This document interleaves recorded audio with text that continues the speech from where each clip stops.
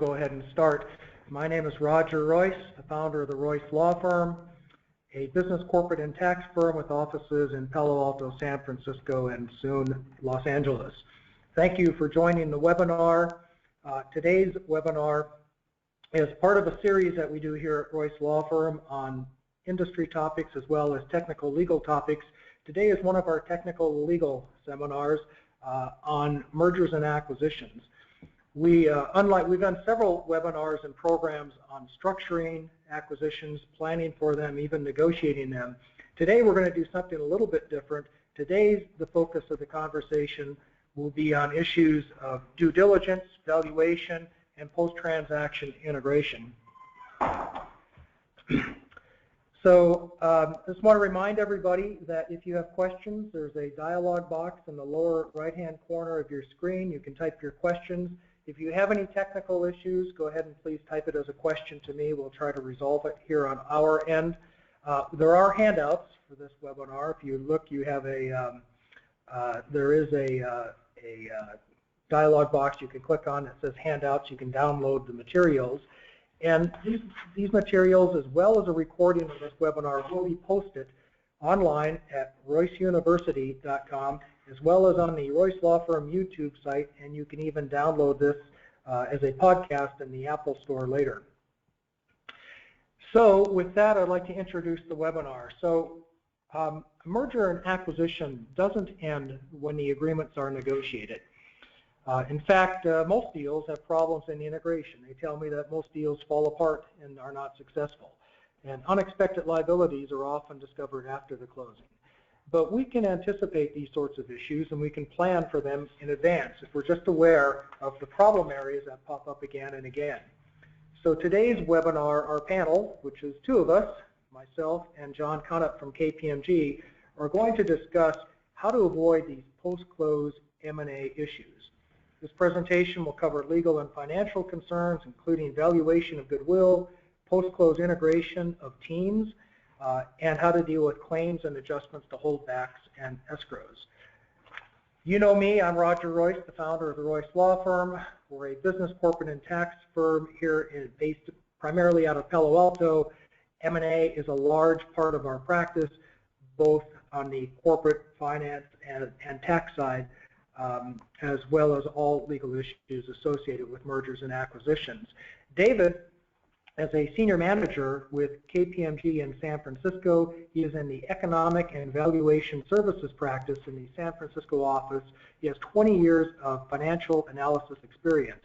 His work at KPMG has included bankruptcy work, purchase price allocations, goodwill impairment studies, business enterprise and equity evaluations, as well as the valuation of complex financial instruments and loan portfolios. Prior to joining KPMG, Dave worked in the derivatives industry as a risk manager, trader, and in the banking industry. So I thought what we would do today is I'm going to go through some of the diligence items, primarily tax diligence items that we look for in a transaction, spend a little bit of time with that, and then turn it over to Dave to talk about some of the valuation issues. Again, if you have questions, go ahead and type them in the dialog box in the lower right-hand corner, and we'll take them as we go or perhaps at the end. So the first thing to think about when we get engaged in an M&A transaction is putting together the right team. And this is not a one-man show. This is not a single discipline sort of process. It is always multidisciplinary. And I always look for at least four key roles to fulfill in the transaction. Of course, we need a corporate lawyer to handle the documentation. We definitely need an accountant to be involved right from the very start to deal with compliance issues, both to help with understanding the tax position of the target company, to help analyze how we might integrate that target company into the buyer's financials, but also to deal with the compliance issues that may come up in a transaction. In other words, the tax reporting. But the accountant is a pretty important person to involve right away in the transaction, since they're going to have to be signing the return that reports the transaction. A tax attorney ought to be consulted early. It's a lot easier to deal with issues on the front end rather than to try to negotiate the deal and then go back and make it all work. So we like to get tax advice early on in the transaction. And then finally, I always involve a banker, and two kinds of bankers actually, an investment banker or broker, to make sure that we're getting the highest value that we can for the company, and also somebody on the personal side for the sellers if we're on the sell side of the transaction. And that, by the way, is a whole other webinar that we've done on pre-transaction financial planning for the sellers. Now, the typical dynamic in a transaction, an M&A transaction, is that the seller, when we represent the seller, our role, at least in this aspect of the transaction, is to reduce the tax to the seller, try to get a very tax efficient result, and also deal with non-tax risk issues.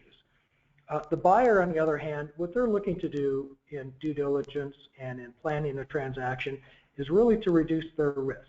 And of course, there is an ancillary tax aspect to the buyer as well. They would like to get a good result, and that again is a whole another webinar that we've done many times on how the seller and buyer might negotiate for trading off tax benefits.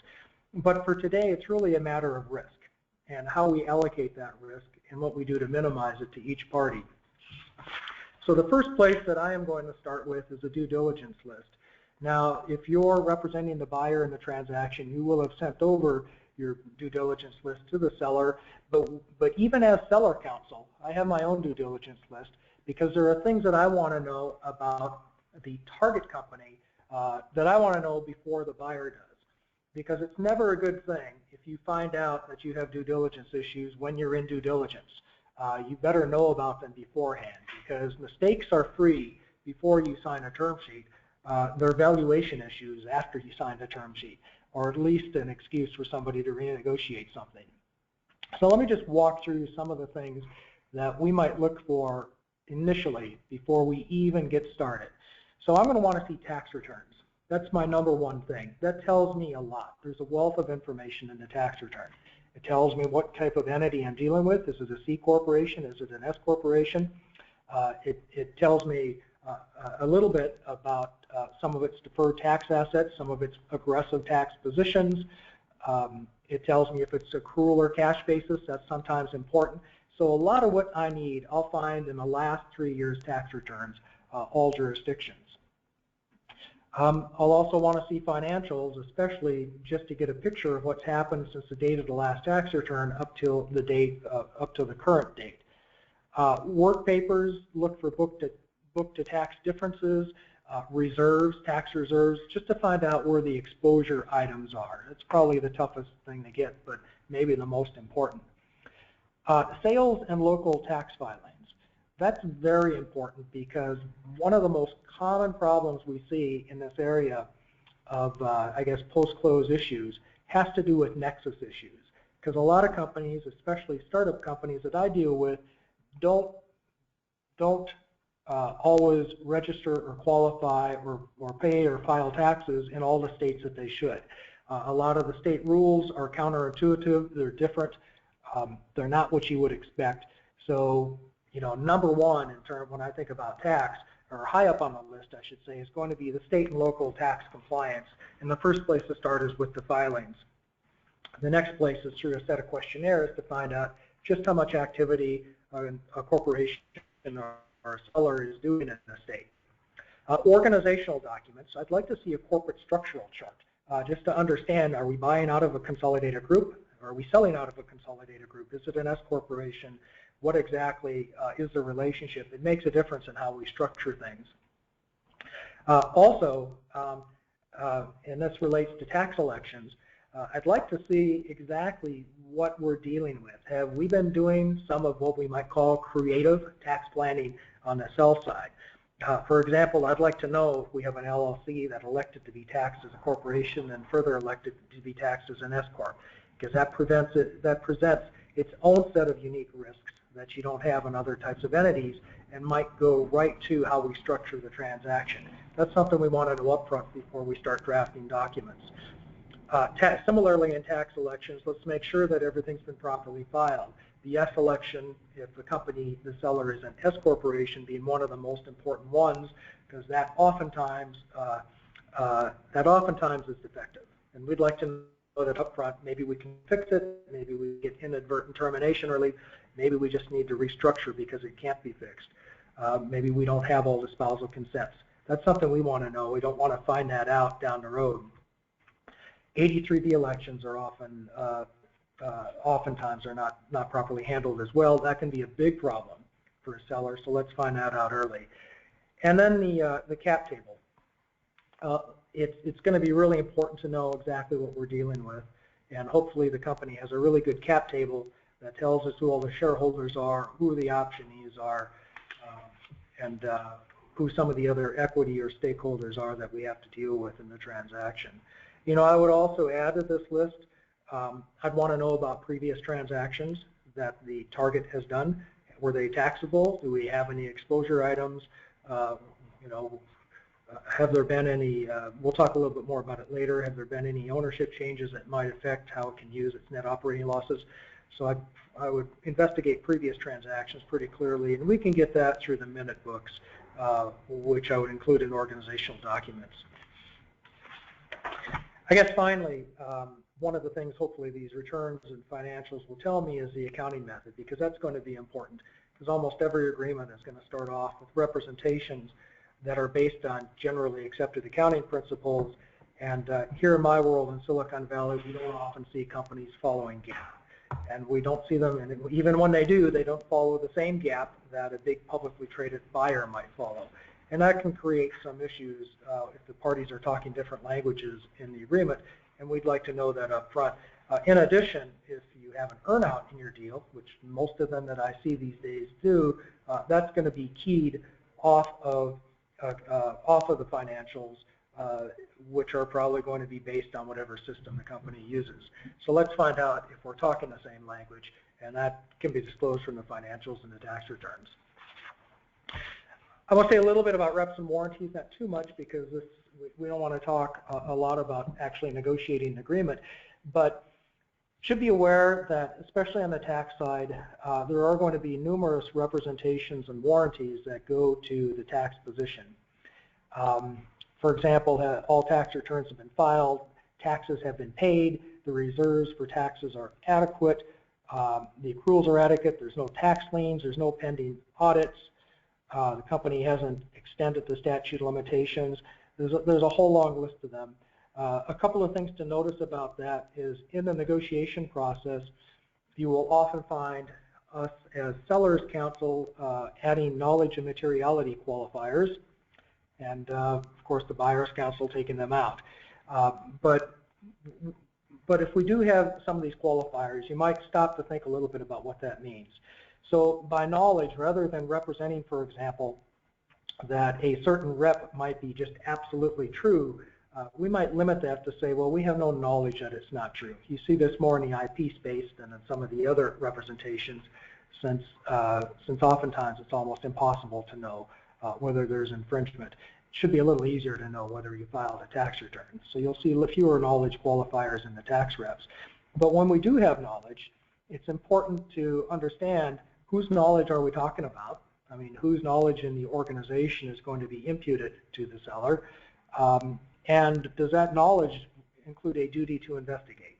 Those are all things that should be drafted into the agreement and usually heavily negotiated. Materiality, I don't think I've ever seen a company other than the very earliest ones that can represent that it's paid every tax it should and it's filed every return it should, given the broad definition of taxes and broad definition of tax returns that you see in transactions. Thus, I almost always will insist on having a materiality representation in there someplace, so we don't have to be in breach of the agreement as soon as we sign it. We would also expect to see numerous very specific tax reps, and this can be a little bit tricky because you're going to basically have several representations that look very duplicative. For example, you might have a rep that the reserve for the tax liability is adequate, and it might be in kind of a general sort of way, but then you will likely see several representations as to very specific types of tax liabilities. 409A, 280G, change in accounting, things like that. So you'll have duplicative representations, and the consequence of that, the significance of that, is that we may have to carve out on our schedules every time that we are not in compliance with the representation. So I'll talk more about that as we get into the schedules a little bit more, but just keep in mind that disclosing something just once in an agreement on a schedule might not get you, might not get you out of trouble, because there's probably several places in the agreement that are going to bear on the tax representations, including some of just the financial representations generally. So beyond representations, a well-drafted and well thought out agreement for the sale of the company should have some pretty specific covenants dealing with how the parties are going to deal with tax issues going forward. So here are some of the big ones. Who's going to handle the preparation of the final returns? And this could go a lot of different ways depending on the type of the transaction. If it's an asset sale, well, that's pretty easy because the seller is going to handle their own returns. But suppose we have a sale of the stock of the company, somebody has to deal with the return for that sale year. And we should agree on it up front. We should agree on on who gets an opportunity to review and approve those returns. We should definitely agree on that the buyer's not going to go amend prior returns. It's going to adversely affect the seller. That when we do file, it'll be consistent with the way that the return has previously been filed.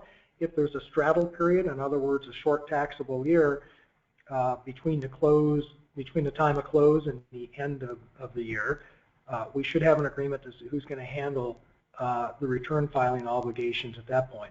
What happens if there's refunds? Who gets those? And what happens if we end up in audit?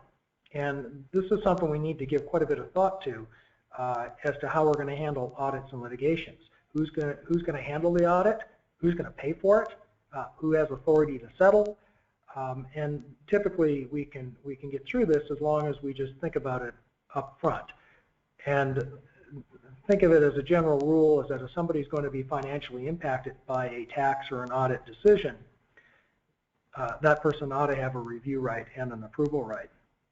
Now, a couple of other things.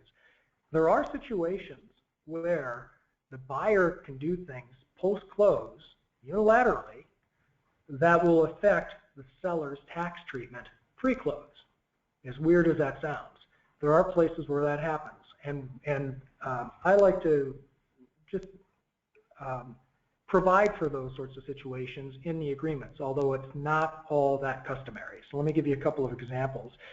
The biggest one is in reorganizations, tax-free reorganizations.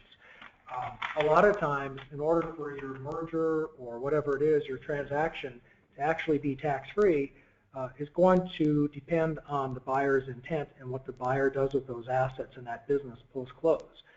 Do they intend to, continue the line of business? Are we going to have continuity? Stuff like that. So I would include representations in the agreement. If I can't get the company to rep to that, I would certainly get the officers to do so, just to make sure that nothing happens post-close that adversely affects the seller. And this is particularly significant when you realize that usually in that particular issue, what's good for the buyer is bad for the seller. A taxable deal for the seller is usually good for the buyer because they get a step up in basis. So I'd want to be sure that nothing's going to happen post-close that messes this up. And by the way, this happens more often than you might think. And most agreements provide a seller with absolutely no recourse against the buyer who might do something that could destroy the tax-free nature of a reorganization. Another place, and this is a little more complex, is in the international context. When you have a sale of a CFC, a controlled foreign corporation, we have to allocate income usually for that year. And this is also true with an S corporation sales. It's true with partnership deals sometimes. So sometimes post-close actions in the international context can affect how much pre-close income gets picked up by the seller. So just a few things to be aware of. It's all very deal specific depending on the type of deal. I want to talk a little bit about transaction costs and closing payments, just because it's somewhat of a sleeper. I guess over the last few years, enough people have been burned that we're starting to see, we've seen now very specific clauses in the agreement as to both of these items. So let's talk about allocating the deduction first. So there are going to be transaction costs. The seller is going to have transaction costs. The target, it might incur all manner of costs. The one that I'm thinking of mostly is if it pays out big bonuses. So there's going to be a big, there's going to be a deduction to somebody. We've got a little bit of flexibility as to who gets that deduction. But I think we want to be clear about it, where it's going to go, especially if we're selling out of a consolidated group or selling an S corporation, so that the deduction flows through to somebody else in the chain. So that's relatively easy. We can time that. We can script that fairly well. The other issue is who's going to pick up the costs. In other words, is that going to come out of the consideration?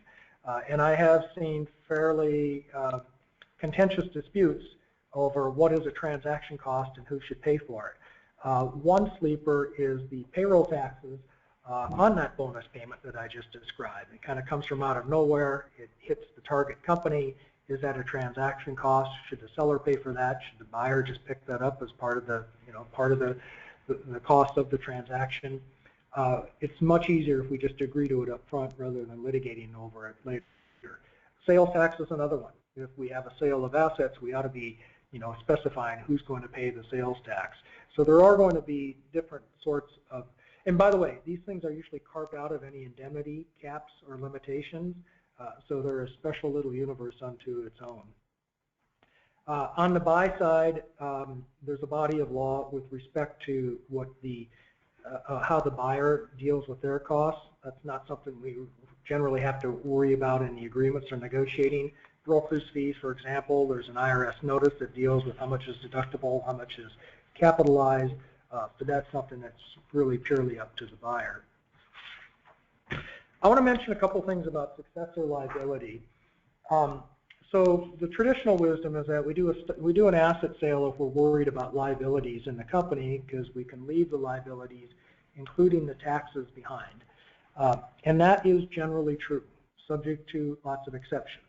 One being the bulk sales law, which exists in several states, and generally requires that a seller of substantially all of its inventory, usually, but all of its assets, has to give notice to creditors and an opportunity for them to, present claims, step in, try to enjoin the transaction, which I've had happen to me.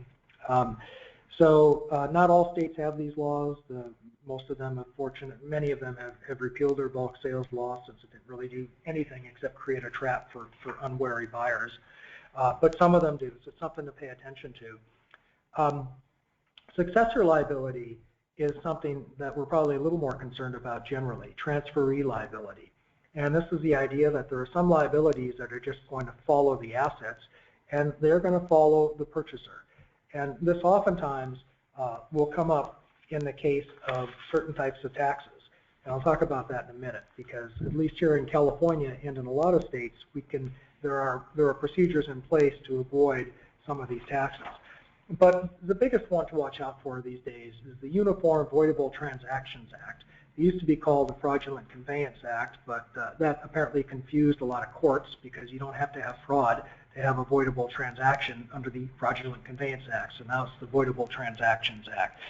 And generally, the general rule, we won't spend a lot of time here with it, but the general rule is that if a transfer is going to render a seller insolvent, so they can't pay their debts, the creditors may have a claim against the buyer for the amount of the difference between the value of the asset and what they paid for it. That's the general rule. That's constructive fraud.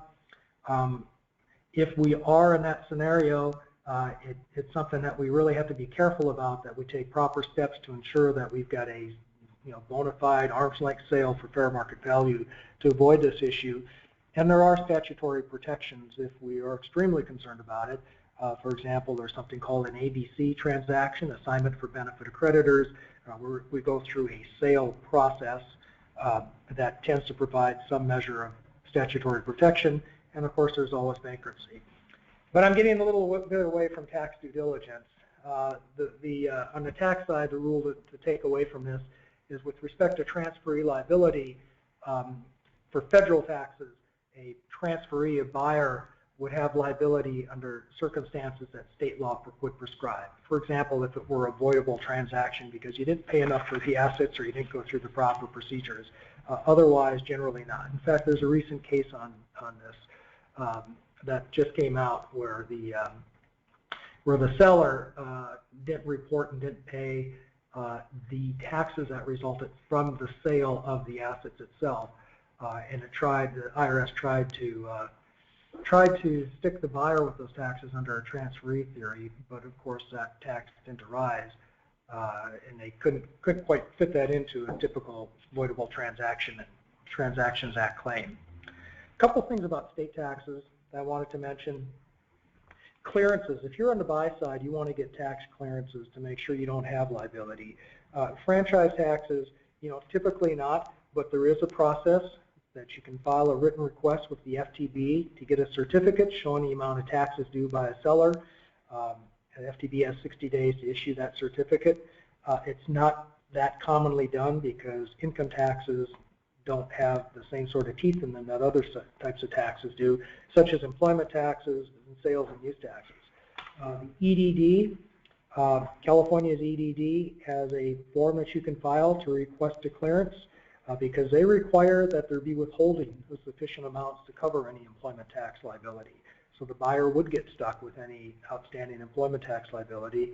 Similarly, sales and use taxes, the purchaser is required to withhold sales taxes to cover liabilities of the seller, and they could be at risk. There's a penalty at 3 times the purchase price potentially. So a buyer can request a release from that liability with the Board of Equalization. So state tax clearances is something to certainly pay attention to.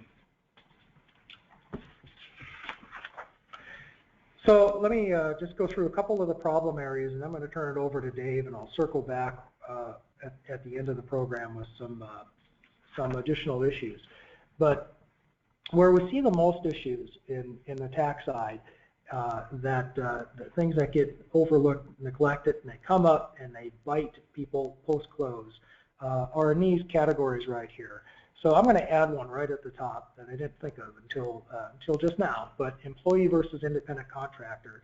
If you've been reading the papers, you can see that there's been a lot of law noise, discussion around this issue of independent contractors versus employees. And in fact, you probably read that HomeJoy, after raising $40 million of venture capital, is basically just shutting down because of this issue. And I would say that most startups have a problem with this. It's, again, not what you think. There tend to be employees in scenarios where you wouldn't expect to find them logically, and this is one that we really need to look at, because I can tell you that a buyer is going to take the most conservative approach possible post-close in dealing with this issue, and that's because the buyer is going to pay the cost. So let's make sure we have this one settled. 382 loss limitations. What 382 does is it puts a limitation on a company's ability to use net operating losses. So it prohibits companies from trading in net operating losses. And the way it does it is by providing that if a company undergoes an ownership change, its pre-change losses are limited to almost nothing these days. It's applicable federal rate times the value of the company. So that's bad enough. I mean, that basically means a buyer is going to value a company without much regard for its net operating losses. But where it becomes a real problem is that, at least in my neighborhood, companies go through several financings before they get sold. They might have had an ownership change way somewhere in their past that they haven't figured out yet and didn't know about. So they may have been taking losses against income that they're not entitled to. A 382 study is oftentimes a prudent thing to do for a company that has a lot of losses and has been using them against its gains. State nexus issues we've already talked about. 409A issues, of course, are everywhere. We know what 409A is. It's the penalty tax on non-qualified deferred compensation.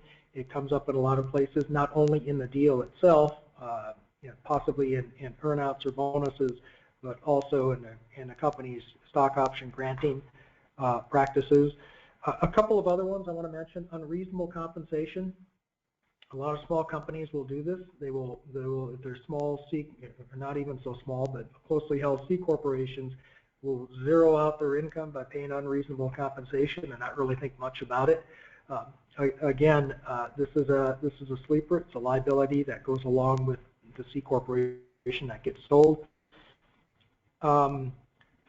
Two other things: debt equity. It's not on this list, but it's one that pops up. Again, closely held companies might be a little fast and loose as to how they characterize amounts that shareholders have advanced to the company, because a lot of companies will just take on shareholder loans, but be pretty sloppy about how they document that, or maybe provide certain rights that are not very debt-like, that are more equity-like.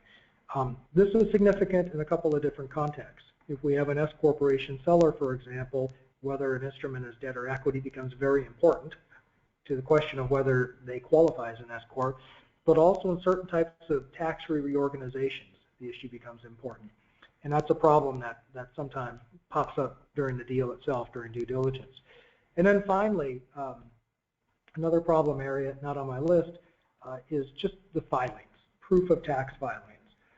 Because again, your buyer is going to take a conservative approach. They're going to want to know that certain filings have been made, and a lot of times companies might not go to a lot of trouble to prove that they have filed. I'm thinking specifically of 83B elections. As you probably all know, that's the election that closes the compensation element and the withholding tax element on vesting of shares. And if we can't prove that we've made that election, we may have a real problem. It could be huge with companies that increase in value quite dramatically, because that increase in value could all be treated as compensation and subject to withholding. So problem area, not being able to prove that 83Bs have been filed. I'm going to jump ahead a little bit here so that Dave can talk more about some of the valuation and other types of issues, and then we're going to circle back at the end and talk about some tax indemnities. So Dave, I'm turning it over to you. Terrific. Thanks very much, Roger. Appreciate it. Got an agenda up on the screen this morning, and what we're trying to cover here is a bit on value measurement, a bit of a discussion on contingent consideration, as that is always a hot topic, and then to give a brief view of due diligence for those of you thinking about selling a company, or those of you thinking about buying one. It's helpful to get, I think, an overview of what we traditionally look at when we do due diligence and what things pop up that are important. So the goal here is to share several aspects of valuation and diligence, things that can affect the value of the transaction, but I don't want anyone to feel that it's an exhaustive list either. There's quite a few things that could also come up, but these are the hot buttons, and I will give a very useful overview. So moving to the next slide, we're going to talk a little bit about value measurement. So first of all, what is value overall? So value defined, well, it's not that simple. There's at least 4, maybe more values that we use, and it depends on the situation. We've got fair market value and fair value. So these are tax and financial reporting type concepts. So the idea here is, what price would be received to sell an asset, or what would you pay to transfer liability in an orderly transaction between quote-unquote market participants at the measurement date? And this is something that needs to be defined early. Are market participants industry participants? Would they be financial buyers, such as PE firms? It's important to get that concept down and to think about that when we're in the fair market value and fair value land. The next is strategic investment value. So this is what typically we see people dealing with when someone's coming to buy their company. So strategic investment value. This is the value to one particular investor. So meaning that maybe there is something about the company that fits particularly well into their portfolio. Maybe there is something about it that they really wanted and wouldn't extend to other quote-unquote, again, market participants. So that can change the value from what we might think of when we think about fair market value and fair value. Again, next one is a standalone going concern value. So this is the price an entity can achieve on its own without a transaction. So just continuing on as is. And for some companies that are starved of capital and need extra rounds of financing in order to take it to that next level, they can find that this value as a standalone is radically different than the strategic investment or even a fair market / fair value.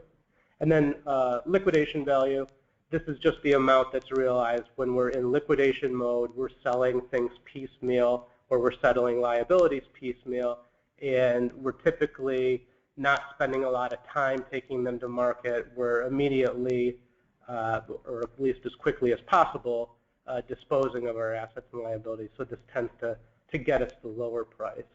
And so if we move to the next slide, I think we've got a nice illustration here of what you would see in terms of the valuation continuum. We go from the left, which is the lower value, to the right, which is our higher value. So again, we've got bargain hunters, and we've got financial buyers, and then we've got our strategic buyers across the bottom. And you can see that our liquidation we expect to be lower. The distressed value, this is not where we're selling things piecemeal, but this is where we're selling the company in a less than orderly fashion, and we're really trying to get what we can for it as quickly as possible.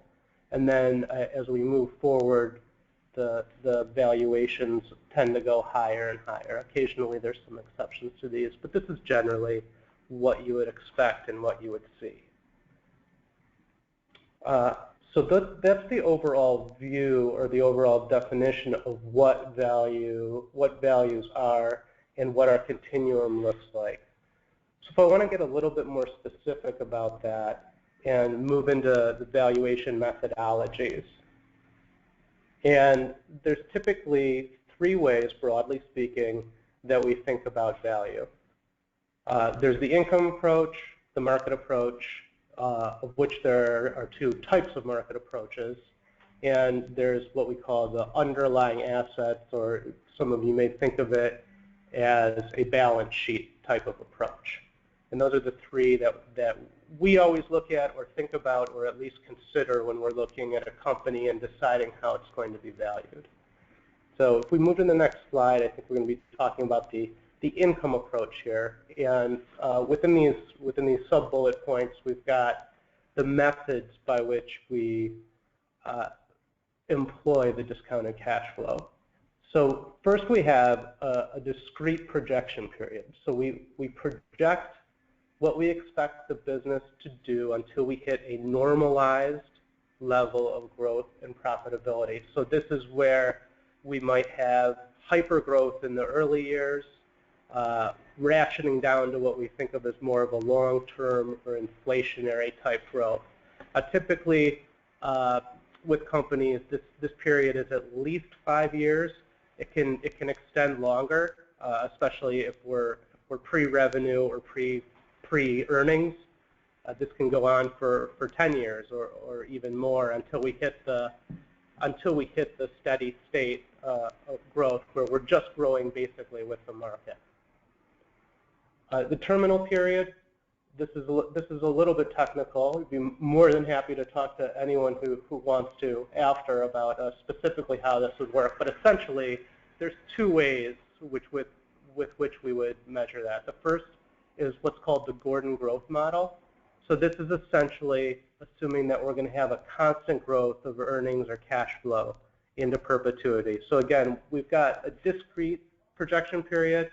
As that ratchets down and we hit our, say, if we're a US-based company, 2 to 3% long-term sort of growth, the Gordon growth model measures it in terms of percentages. The next method, depending on who you're dealing with, you might see a little more frequently. It's the exit multiple. It's a perfectly acceptable method by which to measure the terminal period, but this might apply a benchmark type of multiple, such as a multiple of revenue, earnings, cash flow, etc. A benchmark multiple from companies that we consider to be comparable or companies that are within the industry as a whole, and we would apply that to our steady state year. and come up with a terminal value based on that. So there's two methods. Theoretically, from a perfectly financial theory standpoint, they should come out the same. In practice, they rarely do. The exit multiple is very popular with investment bankers. I think it can be a bit easier to understand and a bit more intuitive, so you'll see that more. And again, it's a perfectly reasonable method to use. So we've got our discrete projection period and our terminal period. So this is the operations of the business. This is what our operating business is worth on a present value basis. To that, as we look to the lower part of the slide, we're going to add or deduct non-operating assets liabilities, so things that aren't baked into the cash flow projections. So this could be excess cash sometimes. So for example, if we need a couple $1 million to run our business just on an operating day-to-day basis, but we've got an injection of $1 billion in cash from a financing round, you've got a lot of excess cash. But a buyer of the company is not going to pay you for that, a multiple for that. They'll pay you 1-to-1. $1 of cash that is not being used to generate earnings is just worth $1. When you put it to work and turn it into earnings, that's where you're going to get your multiple. Net operating loss carryforwards, I will simplify it a lot more, I think, than Roger would. But to the extent you're able to get a transaction and have the net operating loss carryforwards transferred, most buyers would look at this on a present value basis and would add it to value, but this is not something that's going to be ongoing. This is presumably a benefit that's going to be finite and will expire at some period, either through usage or time. If there's an anticipated legal settlement, if you have a small company and the owner owns his own 737, which is not necessary, any of these would just be non-operating type assets that you would likely get paid dollar for dollar for. And again, you would not enjoy the benefits of having an earnings multiple applied to these non-operating type assets or liabilities. Let's talk a bit about the Guideline public company method.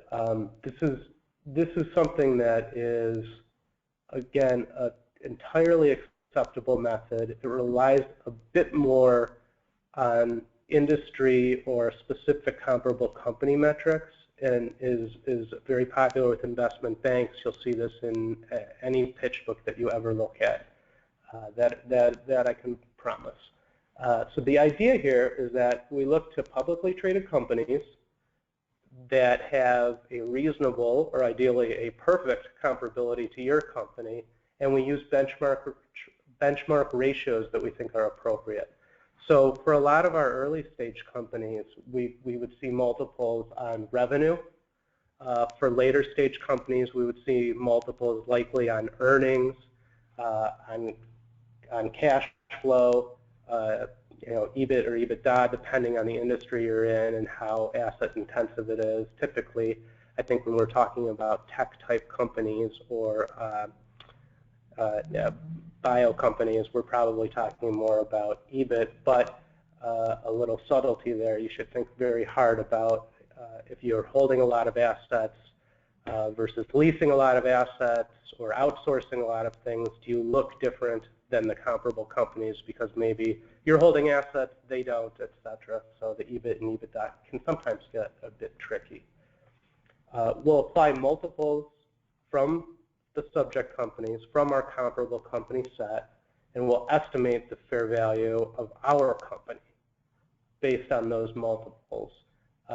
Depending on how much of the company we're looking at, we might add a premium for control. The intuition behind this is that when we're looking at publicly traded companies, we're looking at what a share usually is trading for, and a share of a publicly traded company is typically a minority level interest. If you have someone that's interested in buying the whole company, they're presumably willing to pay or going to be willing to pay some sort of premium because they are controlling the entire operation instead of just buying a minority interest. You can also think about, and it's interesting and it's very hard to find terrific data on it. You can also think about that there's a difference between obviously 1% of the company where you're talking about a very minority share and 100% of the company where you're talking about complete control.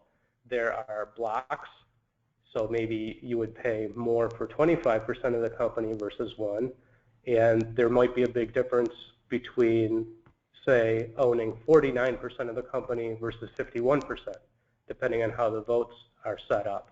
So that control premium I mentioned can be kind of a sliding sort of premium and can affect value, and that's something that should be considered as well, depending on whether you're looking at, again, a minority, a majority stake, or a complete controlling stake. At the bottom of the slide, I say this is often used as a rule of thumb and typically by an investment bank, and I say beware. I say beware because you're relying very heavily on comparable companies. How good are your comparables? That is a key, especially if we're thinking about smaller companies trying to look to larger public companies as a comparable set. You may have the same essential business model and do the same things as Apple or a Facebook, but because of size, network effects, current profitability, etc., it's not enough to say we're in that industry group, therefore the multiple that applies to Facebook should apply to us. There's a lot of adjustments that can happen along the way there. And that's why I say be careful, because theoretically this is a terrific model. We find companies that are like us, we look at the measures, and we apply them. But how alike is the company? And that's the key to looking at that. And I think we'll see a similar thing on the next slide when we talk about the other market approach, which is the Guideline transaction method. So this is where we're not using publicly traded data, we're looking at actual transactions that have occurred within the industry. You can either look for one transaction that you think is a particularly good one, or maybe a couple that you think are particularly good, or you can look at if there's been many transactions with the industry, you might go with the law of large numbers and say, well, I look at these transactions, I look at these 20 transactions, and it gives me a good idea of what multiples people might be paying on revenue, EBITDA, cash flow, etc., whatever the salient metric is. This can be challenging because of two things. One is, again, the comparability issue that we mentioned on the slide before. How comparable is the company? Two, what kind of buyer were we talking about? Are you being looked at by strategic and financial buyers, if we think about the value continuum? And was that company being looked at by strategic and financial buyers? Or are you selling to someone who's got a different type of interest? Your strategic buyers, again, might be willing to pay a little bit more because you're a good fit into their portfolio. Your financial buyers might be looking at cold, hard return and how much can they get, and therefore they wouldn't be able to recognize the same synergies. So are you being purchased by the same type of buyer? And those are things to think about. Finally, and there is a third here, transactions in business move quickly. A lot of times what I have seen in pitch books and valuation reports is that we'll have a measure of value based on transactions that have happened over, say, the past 3 or 4 years. Well, when you think about how things have changed, especially in the Bay Area, but really everywhere, a transaction that happened a year ago may be totally irrelevant just because time has passed, interest in the company, type of company, market, etc., is entirely different. Even a transaction from 6 months ago, 4 months ago, may have limited relevance just because of the time has passed. So that's another thing to look out for. And when you're looking at transactions, if you're looking at a long history, it's a good idea to identify the trends and see if the multiples have been increasing as you go from a couple years ago to your current date. Have they been decreasing? Have they been all over the place? How meaningful are they really as you go farther back? Of course, as you may think about intuitively, going back further means that things are a little bit less relevant. And the next one, this is just the adjusted net asset approach.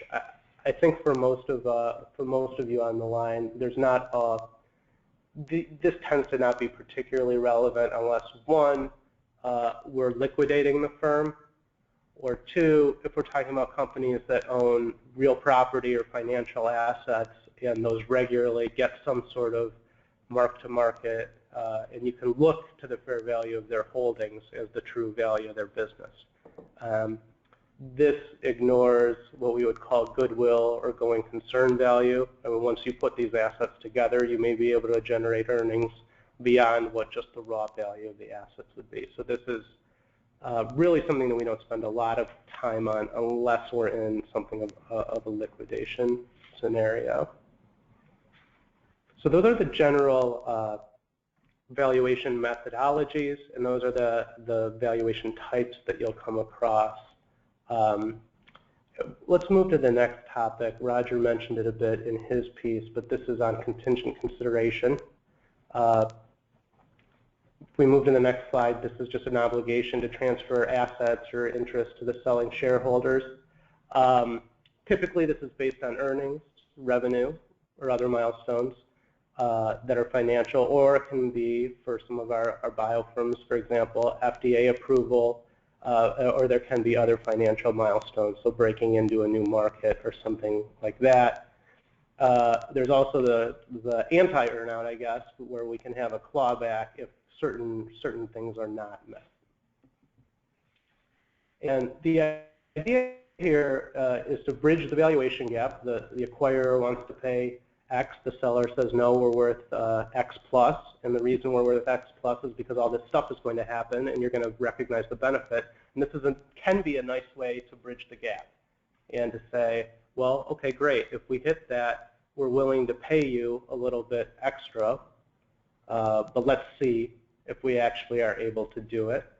It can also be used to retain shareholders and management, so it's a little bit almost of a functions a little bit like a consideration holdback in a way, so it can be used for that. And it can also be used just to increase incentive and make people hurry up in terms of maximizing synergies if an entity is combined with another one. So you could have consideration contingent on hitting future expense goals or other types of goals to minimize expense and maximize synergy benefits. I say at the top here, agreeing to argue about the price later, because sometimes this is what it's used for. It's how will the level of consideration be calculated? Roger mentioned a bit, are we doing this based on GAAP, generally accepted accounting principles? Do we follow GAAP to begin with? Are we clear on our measures in the accounting policies? Big one, can the business be run to manipulate the measure? If we're getting paid, if I'm a buyer and I have to pay the seller based on increased earnings, is it in my best interest to, say, accelerate required CapEx to reduce our earnings, or to hire some more people early on to take on some early expenses, even though I may not need them for a little while, because I'll make that back up in not having to pay the extra consideration. So these are things to think about. And so we say at the bottom, is there a sensible rationale for the contingent element, or is there fundamental disagreement? You want to feel like everyone's working towards the same goal, and it truly is a contingent arrangement, not just some way to bridge a fundamental valuation disagreement in GAAP. And that's a brief overlook of, or a look at the contingent consideration and some things to think about from a qualitative and to some extent a quantitative standpoint. So the last topic is going to be a little bit around due diligence. And this just gives you an overview of what the buyer is going to be looking at.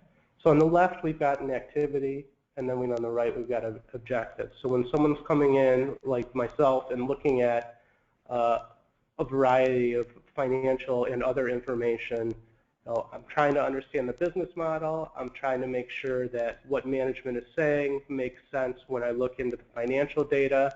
I want to make sure that there's customer and vendor contracts that make sense and nothing is wildly out of market, meaning that we're not overpaying for something or that we're not getting an excessive benefit that we won't be able to realize or enjoy once the contract's renewed. And so the idea here is that we want to make sure we understand the products and services, make sure that we think all the data is on the up and up and makes sense and is consistent between just the financials and other primary type of documentation. And we want to make sure that we have the proper information on risks, controls, and how management is really controlling and managing the business and not just the top line. And then finally, a little bit about particular focus areas on the financial side. We want to take a close look. We've got a few here of financial performance, quality of earnings. We want to look at customer quality, retention. So we do take a close look at the customer churn analysis. Depending on whether you're a retail or a B2B type of operation, these churn levels that you might expect are different, but we want to take a look to make sure we understand that. And we want to think a bit about how the accounting will make post-close earnings look. I think the most important here is the quality of earnings. So significant, unusual, non-recurring items. Are we talking about excessive management compensation, which Roger referred to? Are we talking about any other kind of unusual related party transactions? And when we see that, if we see that, we may think about adjusting EBITDA in order to compensate for that. I think if we move to the next slide, there's a bit more on the types of EBITDA adjustments we include. And again, I mentioned this and call this out specifically because this is something that comes up very frequently and has a very direct and major effect on valuation. While of course the other items in this slide before are important, the EBITDA is just a big one. So again, we've got litigation and management expenses. So these might be entirely legitimate expenses, but they may be expected to be one-time and would therefore be adjusted out when we're trying to quote-unquote normalize EBITDA. And then we've got a GAAP, accounting-related unusual expenses, if there's actual errors, and then thinking about non-cash items and synergies. Those are the other types of EBITDA adjustments that we might make. So when someone comes to do due diligence on your company, or you're thinking about doing due diligence as you purchase a company, these are the types of things from a financial standpoint that'll get a lot of scrutiny and a lot of extra looks. And so that brings us to the end of what I'd say are the highlights of the valuation. I'm always happy to talk and discuss more about other relevant topics that are specific to valuation, or if there's more questions around the overview, and happy to talk about those as well. And with that, I will turn it back to Roger. Okay, thank you very much, Dave. I just want to remind people that this webinar is being recorded and the materials are available as a handout. They'll also be posted on SlideShare. You can find a recording of this webinar on the Royse University site as well as the Royse Law Firm YouTube site. Also, so Dave, if somebody wants to get a hold of you, how do they reach you? So I am in the San Francisco office of KPMG, so I can be reached via phone at 415-963-5108 or by email at dkonop@kpmg.com. Okay, thank you. And if there are further questions, feel free to email us. We can take that offline, and we'll be sure to get back to you. I want to remind everybody that this is part of a webinar series that the Royse Law Firm regularly does at least once a month. Our next event is on August 12. It's on film tech, the intersection of Silicon Valley and Hollywood. It'll be a live event, not a webinar, 6 p.m. at Boot Up Ventures on Willow Road in Menlo Park. So please sign up for that if you're interested in this new and expanding area of film tech. So with that, again, I'd like to thank you, Dave, for being here. I'd like to thank you, the audience, for listening, and I will now conclude the webinar.